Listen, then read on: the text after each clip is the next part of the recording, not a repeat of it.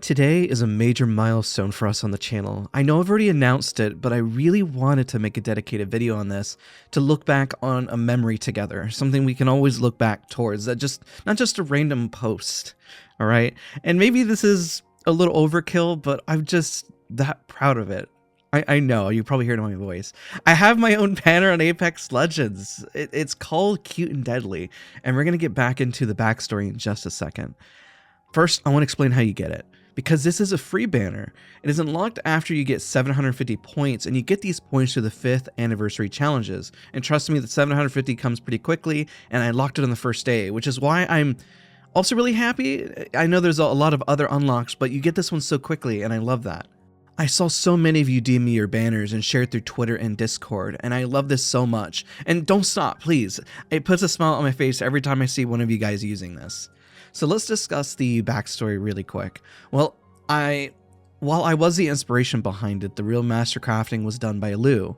I'm sharing their Twitter on screen now, so be sure to tell them how much you love it. Her work is absolutely amazing, and I was in awe seeing this just come to life. Overall, for the inspiration, I propose a gradient color palette, but also one that reflects the openness we have in our community. Provide that chill vibe we embody, but also one that is reflective and thoughtful. I love the cityscape as it reminds me of Blade Runner and the type of feel that is very floaty, but also a relaxed tone that also has community involved. To reflect our Apex teaching and educational background here on the channel, we see Nessie teaching Echo how to snipe. Also, I don't think I've ever really seen them interact before, and it's just exciting to have both my mains, Watson and Vantage, reflective in the banner. I also presented a blueprint type feel that kind of reflects my own branding that you see, a blueprint, a sense of detail oriented, but also one that is on the roadmap for improvement. These are all the key words. I also provided insight as a type of creator I am and the type of community we built. Lou did a fantastic job encompassing that, and as a result of this banner. I know I've used words to express my gratitude, but words just can't express how grateful I am for each and every one of you getting us here to this point.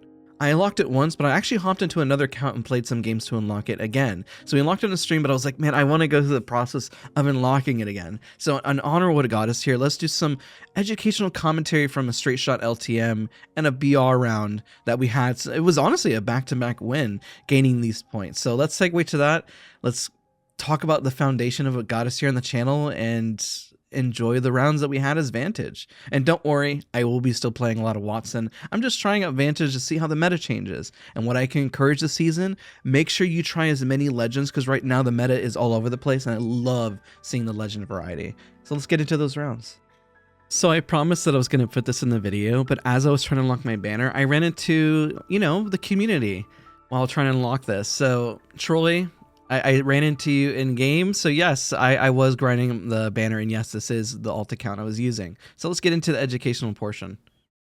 So round out drop, there's nothing really special just about this round overall. I know that sounds really strange, but we didn't really drop hot, and it turned into a real mess later as we started to push. So, shout out to the teammates, to everyone I had here. There was a team that landed nearby, and just because you have a slow start doesn't mean that you're going to have a low kill game. Sometimes you may find that when you rotate, you'll run into the absolute mess of what everything actually is. So we're going to step ahead. These two opponents from across the way actually engaged on one another and we're fighting, and so we decided to push. So we're going to skip ahead to that little quick portion right now. So right here, we got involved.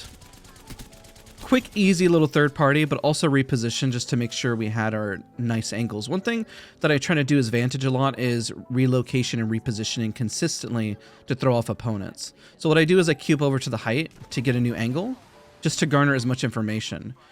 Never repeaking the same spot twice, trying to catch opponents out is always the key goal.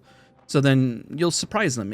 Being predictable is the last thing you want to do as Vantage, because their hitbox is also really large, so you got to be very careful with that.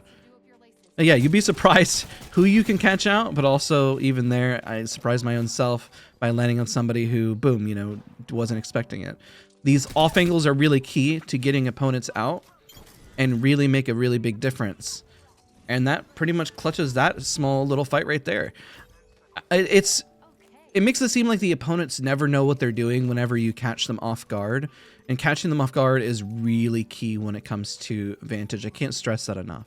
So let's skip ahead. So what we do next is we rotate through this the area, of course. We loot up, I hit the console, and then we go through Epicenter, and then we get into the main area. So what I'm going to do is I'm going to skip ahead because the whole ending of the game really takes place at the end here. So let's talk about that.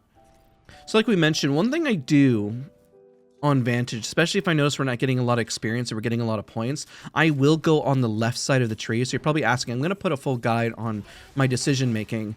I think the ult accelerants are fantastic, but you just kind of have to gauge. If your team is aggro, you want ult accelerants. If you find your team is struggling for points and getting experience and leveling up your armors, then you go on the left side, especially if you don't have a control legend. And so you kind of have to gauge your type of teammates. So I take this angle just because I have a nice clear shot, do a lot of damage, but unfortunately I'm not able to capitalize on this knock. Oh, I wish that shot registered. I would have knocked him. I should have waited a second. Now for the next tree, what I normally pick is always a tactical refresh. So that tactical refresh is coming clutch in terms of actually scaling. So once you get the first sniper shot, you'll find that you're able to kind of bounce right back in or reposition and get those angles that we're talking about. So repositioning is really key. In this area, you're going to find that the center area is not really ideal to play. And what I do is I play the walls. And right now I'm kind of trying to bait myself so they shoot me and so they catch me out, but they don't really do that. This area is really hard to play though because there's not a whole lot of cover. And this is why a lot of streamers use this area, because a lot of players don't really understand where to take positioning. So use the cars, use the walls here in the back end, and when you get inside, you have to use those stair areas. Otherwise, you're pretty much caught out. And unfortunately, our seer does get knocked quite a bit underneath, even though they have their ultimate, and we have to constantly reposition. We do get them back up, and we do prioritize them, and we know that as a team nearby, and we have to reposition and relocate. So constantly repositioning to keep ourselves at bay is always going to be key, especially with the mess that is occurring here pretty much. We have cover here with the little barrels, I guess you can call them, cones, which is also very important. One thing you can't really do is, you can do it as a Vantage and queue in and go for a cleanup, but it's never going to be ideal. And the reason why it's not ideal is because your hitbox size. So you constantly have to go, I call it like a football approach. You know, you go in from checkpoint A, checkpoint B, you push in, you move out, you push in, you move out. You know, you're just constantly gauging the fight and trying to find an opportunity to capitalize, which is why Vantage is a mid to long range legend, but can capitalize on close range encounters. But you have to be very selective to make sure you get the jump on them. It's almost like, again, you know, it's no pun intended with Vantage of like tracking your prey consistently, right? So I reposition here just to try to make sure I see the angle on the right to make sure I can get the banner, and I do get the banner. So I do prioritize my teammates. I do prioritize making sure I can res them and get them back into the game. I take a quick peek, make sure that any information, it's a wide swing, but it's an informational peek, right? Sometimes you can peek wide for quick information and know if you need to reposition, if you know the threat is immediate or not. So what we do is we come back over here, we res our teammate, and then boom, we get right back into it right afterwards. Because we do stay in the fight. It's not like we run away from the fight. We're still around the general vicinity. And it can be a little harder. When you're Watson, you have a little bit more control of this situation by fencing off those areas and slowing enemies down. When you're Vantage, you kind of have to use that positioning instead and look at yourself as like a long-range fence, I guess, is probably the best. Worst analogy I can come up with. Me and my horrible analogies, as you know, here on the channel. One thing you can do is you can peek wide whenever people aren't focused on you. That's the reason why you don't necessarily have to use cover whenever individuals are not focused on you, and you get that added benefit here, which is pretty nice. But once you do pull focus, that's when you need to start using cover, which is why I'm near the cars. You'll notice that I don't necessarily run in right away and just kind of queue in and just go for a Hail Mary. And those I do as Vantage quite a bit. But you have to use them as calculated, right? Because you know that they're all on top of each other. We got the team down below, which the area in which the seer is, there's no cover there, which is why they go down consistently. And you'll see again, once you go down there absolutely is no cover. But if you use the stairway, and the little ledge here, you see where the lifeline is? You have a cover, right? It's easier for you to hold that cover. But in this open area, there's nothing to hide behind. There is absolutely nothing. So, I mean, once you're caught out, you're just simply caught out. Let's get a bit of pre-firing there. I didn't know if they were going to peek or not, and they do. I think I'm able to go for the res. We wait for a second to bait them out. I might as well just heal up because I know they're waiting for it, right? Lifeline goes for the res I'm holding. So if your teammates resing, try to hold for them. We go for the wide peak, and there's the next point right here. You see how there's no cover down here? This is why streamers, if you watch any of them, play this area and they catch out a lot of opponents. There's just nothing to hide behind besides the stairs, the little ledges, and these like boxes right here. Otherwise, you pretty much have to leave it because otherwise you're just floundering and you have nowhere to play. And especially as Vantage is a large hitbox, that's brutal. You can't just be down there. It's very difficult. Now, one thing I do is, again, as much disinformation as possible by repositioning and taking another angle. So I have this angle here because technically keeping my hitbox small, and I'm trying to bait them by looking. And I do a little bit of damage here. Unfortunately, I missed the second shot and that one too. So I'm not able to really capitalize on this. The hard part about pushing the center area is that everywhere they look is open, right? And that's really hard to push because it's open everywhere. And right now, the Seer's in the spot that I mentioned is very hard. But again, they do have their ultimate or their tactical to tell if an opponent is running up.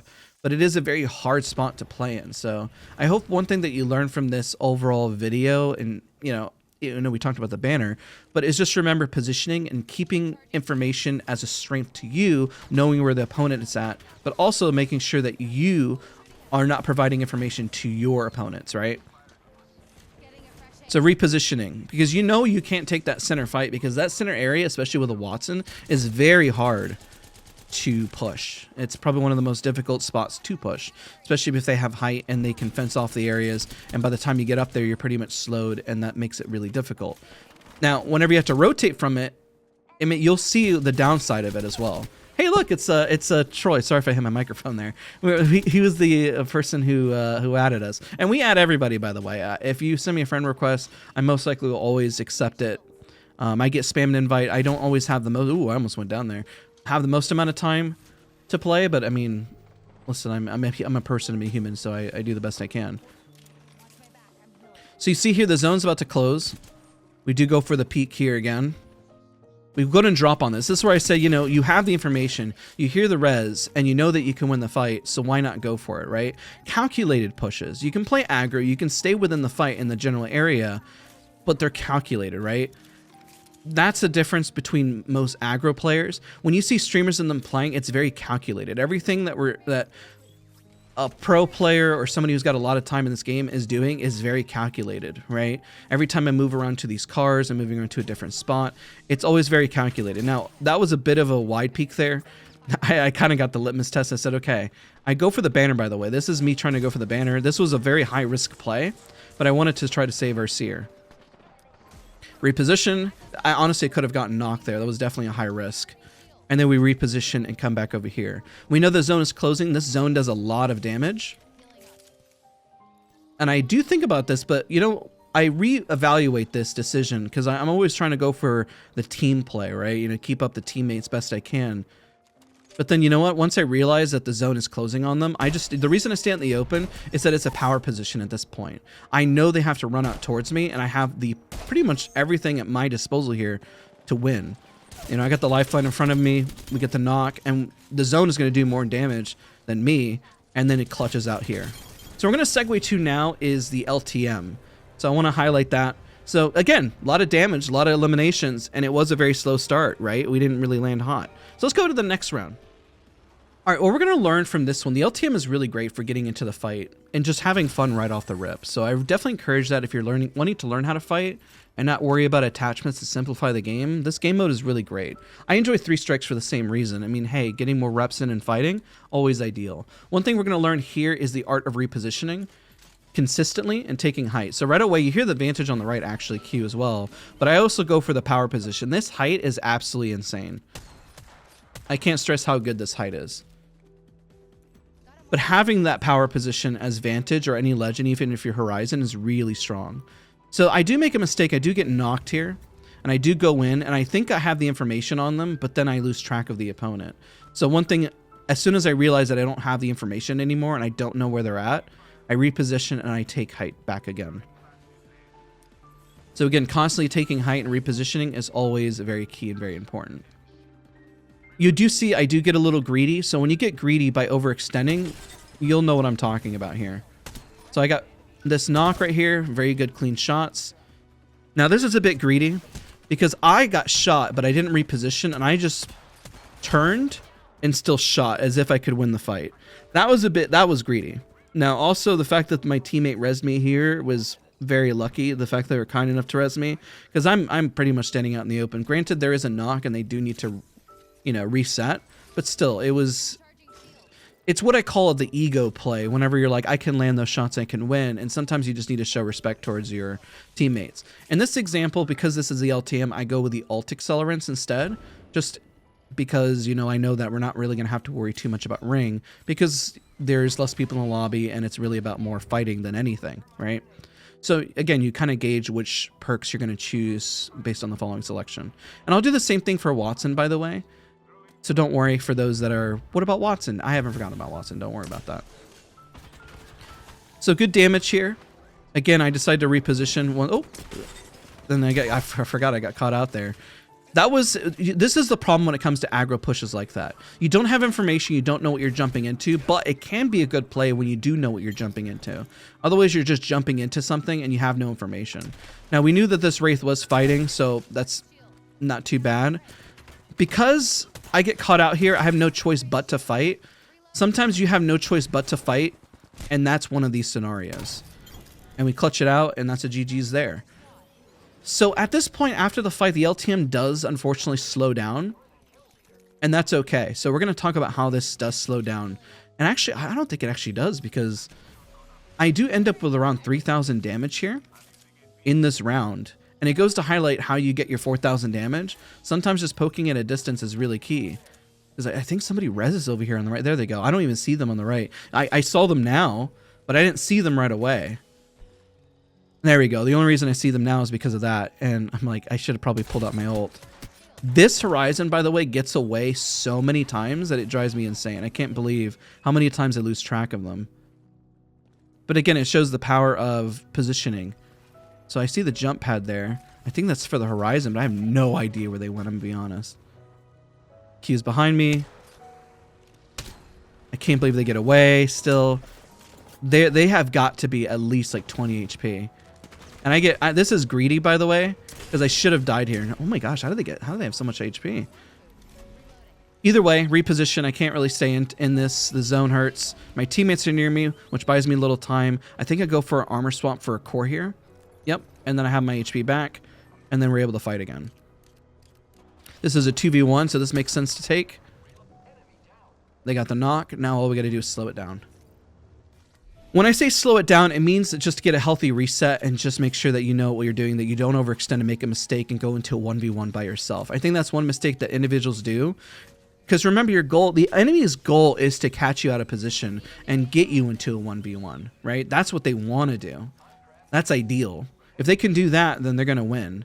But this Horizon, I mean, it kind of shows how having that movement capability can be so key to your survival. And that's going to be the hardest part about Watson, because you got to think a step ahead always in terms of your positioning. So one thing I highly encourage, this poor Horizon is like, I hate this Vantage so much.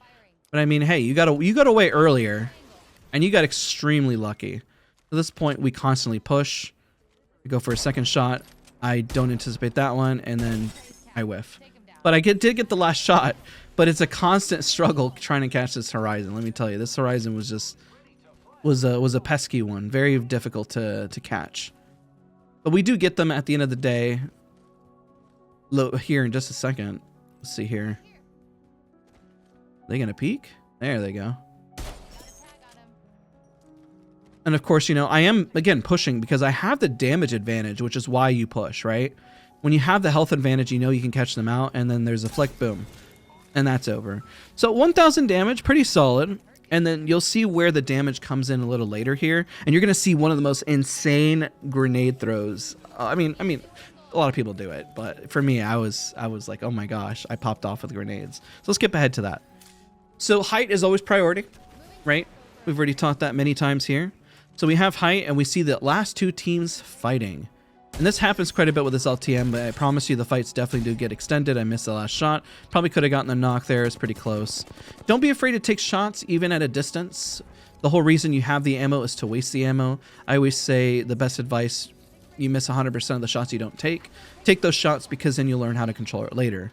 This does farm up my damage, excuse me, because I do get a bow check bow, which is pretty nice. So I take an off angle here. One thing that Vantage is very good at, and I call it off angle or a flex roll. She's not entry, she's not anchor, she's not really much of anything. I know that sounds horrible. She is a role that fits for everything, but she's the best at taking an off angle. See how like my teammates are on the right and I take an angle on the far left because I'm able to scout out information and put pressure, but I'm able to get away quickly. Okay, I think that's the biggest key is I'm able to get away quickly and reposition. Now this is where the grenade throws come in, and this is where sky nades become huge. This is just insane. This is nuts. Having these grenades is just crazy. Boom, boom, and boom. All done. Crazy.